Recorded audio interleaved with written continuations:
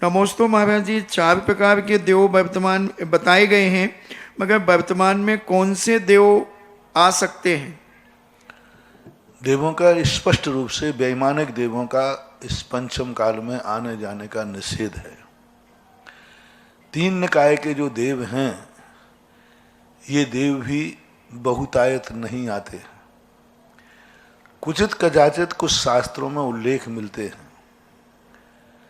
पूज्य वीरभद्रभाऊ स्वामी की समाधि के बाद चंद्रगुप्त जब मुनि पद पर बैठे, आचार्य पद पर बैठे, विशाखाचार्य का एक उल्लेख मिलता है कि जंगल में आकर के देवताओं ने उनकी आहारचर्या की व्यवस्था की, ऐसा उल्लेख मिलता है। इसके बाद कोई देवताओं का उल्लेख कुछ मिले हैं तो एक मिला पूज्यवर कुंद स्वामी की, वो किंवदंती है। सत्यार्थ से कितनी वो सत्यार्थ को छूते हैं हम नहीं कह सकते। गिरनार के ऊपर कुंद भगवान का एक संवाद हुआ, उस समय देवता का उल्लेख मिलता है। तीसरा उल्लेख भी किंवदंती के रूप में है अकलंक स्वामी का, कि एक देवी ने आकर के उनके साथ संवाद किया। ये 3-4 कथाएं जो मिलती हैं, ये प्रमाणिक की कोटि में नहीं आ रही। और भी 2-4 घटनाएं हैं, जैसे समंतभद्र महाराज की घटना, एक भट्टारक के कमंडल में कमल हो जाना, आदि आदि। तो ये घटनाएं कोई प्रमाणिक सिद्ध नहीं होती, ये किंवदंती हैं, जनता में चलती आ रही हैं, लेकिन इसका कोई प्रमाणिक, जिस समय ये घटना घटी उस समय के किसी साहित्य में वो चीज देखने को नहीं मिली। प्रमाणिक वो मानी जाती है जिस समय इतनी बड़ी घटना घटी हो और उस समय के जो आचार्य लेखक रहे हों उन्होंने उसको कोट किया हो, तो बात बन जाती। हजारों साल के बाद जब इतिहास लिखा जाता है तो वह सत्य से बहुत दूर हो जाता है और भक्ति के अतिरेक में वह कथन में आ जाता है। जैसे भद्रबाहु स्वामी का है, कोई इतिहास नहीं मिला कि देवताओं ने उनके हार की व्यवस्था की थी। कोई उस समय समकालीन नहीं लगा। लगभग 1200 क्या 1300-1400 साल बाद किसी ने उल्लेख किया कि भद्रबाहु साध के साथ ऐसी घटना की थी।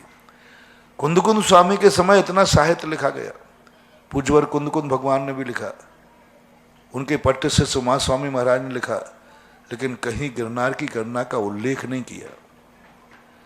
इसी प्रकार भक्तांबर का भी कोई उल्लेख नहीं मिला। 48 ताले किंवदंतियां हैं। जिस समय मानतुंग आचार्य महाराज हुए 7वीं शताब्दी में, उस समय के किसी आचार्य ने इस बात को कोट नहीं किया। उस समय आचार्य तो थे और उनके शिष्य भी, उनकी भक्ति करने वाले लोग भी थे, पर उन्होंने भी इसको कोट नहीं किया। तो अब इन सब चीजों को देखते हुए लगता है कि पंचम काल में कोई देव यंत्र आदि भवनत्रक आदि आए हैं, ये भी कोई ठोस प्रमाण नहीं मिल रहा है। कोई ऐसी ठोस घटना नहीं मिल रही। रही बात वर्तमान के जो कोई कहते हैं हमें ऊपरी बाधा है, बाधा है, ये सब फ्रॉड है, कोई भी सत्य नहीं है। आज वर्तमान में दुनिया में ना तो किसी के पास देवता परेशान कर रहे हैं और ना ही देवताओं को बस में करने वाला दुनिया में आज कोई व्यक्ति नहीं है। ये सब पाखंड है। हमें पद्मावती आती, हमें छेदपाल आते, हमें फलाने भूत आते, ये जो हाथ माथ हैंड करके करना, ये सब फ्रॉड है। कुछ नहीं है, एकदम जीरो। यदि देवता आ रहा हो उस समय 2-4 पुलिस वाले भेज देना, और पुलिस वाला भेजते ही हथकड़ी दिखा दे, वे सारे भूत उतर के भग जाएंगे, बोले साहब मुझे कुछ नहीं आ रहा है। 1-2 जगह मैंने करवा भी लिया, कुछ नहीं, वो सब भूत उतर गए। बोले उसको देखते ही भूत उतर गए। जैसे वो शराब का नशा होता है ना, शराब चढ़ती कम है, वो नाटक ज्यादा करता है, और पुलिस को देख के अच्छे अच्छे शराबियों की शराब उतर जाती है। ऐसे ये भूतड़े होते हैं। ये ना तो कोई झाड़ने वाला भूत है और ना किसी को भूत लगा है। मरीज भी नकली है तो डॉक्टर भी नकली है। असली मरीज हो तो असली डॉक्टर हो। आज दुनिया में किसी को भी चिंता करने की जरूरत नहीं, किसी को भी ऊपरी बाधा नहीं है, किसी को भी अंतर आदि की बाधा नहीं, कोई ऊपरी बाधा नहीं है। ये सब आपके शारीरिक कमजोरियां, डिप्रेशन, मानसिक कमजोरियां हैं, उस कारण से सब हो रहा है। क्योंकि देवता जब आते हैं अलौकिक घटना घटती है। शास्त्रों में आया है, चतुर्थ काल में लिखा है, अलौकिक घटना घटी।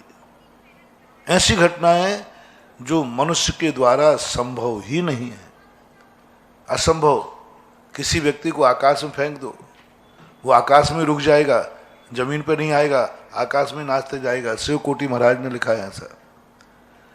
श्री सेन के नाम को पद्म पुराण के अंदर देवताओं को आया, युद्ध में आए, एक बानर मारता था, जितनी बानर की बूंदें गिरती थी उतने नए बानर उत्पन्न हो जाते।